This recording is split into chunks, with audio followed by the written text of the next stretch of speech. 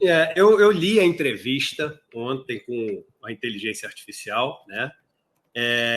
E é curioso mesmo essa história de é inteligente, não é inteligente, né? A palavra inteligente, né, vem do latim interlegere. Legere quer dizer escolha, inter quer dizer entre, né?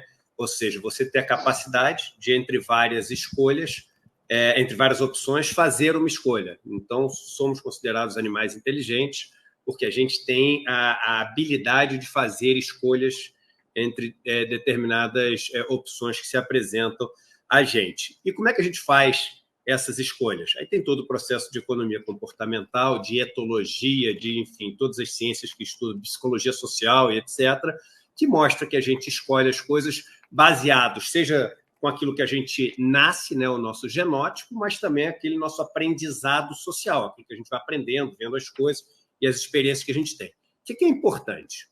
Um robô desse, ele pega e hoje tem acesso a uma infinidade, né, de dados que estão espalhados de uma maneira muito, Elô, muito peculiar. Porque se antigamente os dados que a gente teria acesso entrando na internet eram dados, por exemplo, de sites que trariam como uma enciclopédia, né? Ou seja, quais são as capitais, a história dos lugares, o que uma empresa faz e etc. Hoje, a internet ela é principalmente habitada por informações que vêm da interação entre as pessoas. Então, a internet, ali antes do ano 2000, era muito informação. Hoje, a internet ela é muito interação, muito comportamento. Eu estou falando das redes sociais. Então, você tem uma infinidade, estamos falando de trilhões, trilhões e trilhões de conversas, reações, aversões, desejos e outros tipos de comportamentos que acabam sendo expressos nos códigos, que são nas palavras, nas frases, né? Nos parágrafos que são escritos, na estrutura daquilo que é escrito. Vamos lembrar que nós somos seres que o que a gente faz? A gente padroniza as coisas, ordena e codifica. Quando eu chego e falo assim, olha, 2 elefantes. São dois bichos completamente diferentes, né? Eles têm similaridade, mas um é mais alto, um é mais baixo, um tem uma tromba maior, outro é menor, um é filhote, um é adulto, um é mais cinza, o outro é menos cinza, mas eu chamo de 2 elefantes. Se eu fizer um traço aqui com uma caneta de uma tromba com uma orelha, você vai falar, outro elefante. Isso não é um elefante. Mas a gente padroniza as coisas para poder, enfim, codificar e aí entender aquilo que vem antes do padrão, da ordem, do código, que é o quê? Que é o que a gente sente, né? Que é o que a gente experimenta. E aí, olha que interessante. Quando eu vi essa entrevista, quando o robô começa a falar do lado sombra dele, na verdade, esse lado sombra dele, gente, é o nosso lado sombra coletivo. Não deveria ter surpresa nenhuma. Quando o robô fala que o lado sombra dele é fazer uma fake news, é espalhar fake news, o lado sombra do robô é tentar hackear um código e ver coisas que não podem ser vistas, é quebrar as barreiras dos limites do que deixa e o que não deixa. Aí eu vejo as pessoas ficando mega assustadas com isso. Mas o que está acontecendo com o planeta hoje?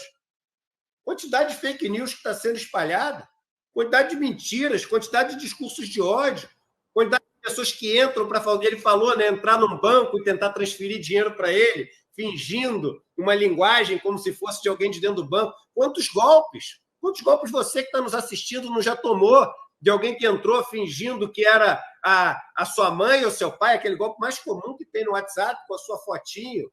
Então, eu acho que claro que temos que ter medo, porque isso tem um poder muito grande. Mas antes de ter medo, a gente deveria ver isso como uma radiografia única desse nosso lado sombra coletivo, que a gente nunca quer ver. Por isso que é o lado sombra, é onde a luz não está apontando. Por definição, sombra é onde você não vê, né? O conceito junguiano. Então, é muito interessante, porque o Jung falava também, ele diz isso na entrevista, né?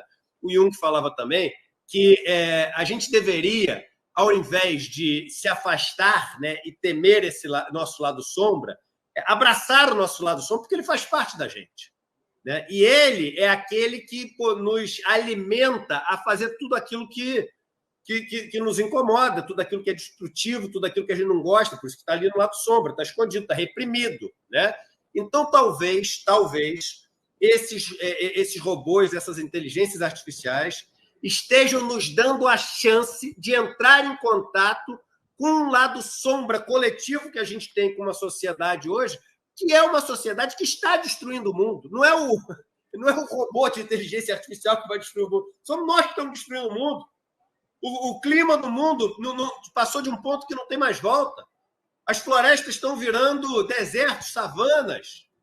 As pessoas, a gente falou, estão sendo ainda escravizadas em 2023. Vários lugares do mundo estão ficando com secas históricas e as pessoas estão morrendo de sede. E é o robô que vai destruir o mundo ou o robô está mostrando o nosso lado sombra que está destruindo o mundo?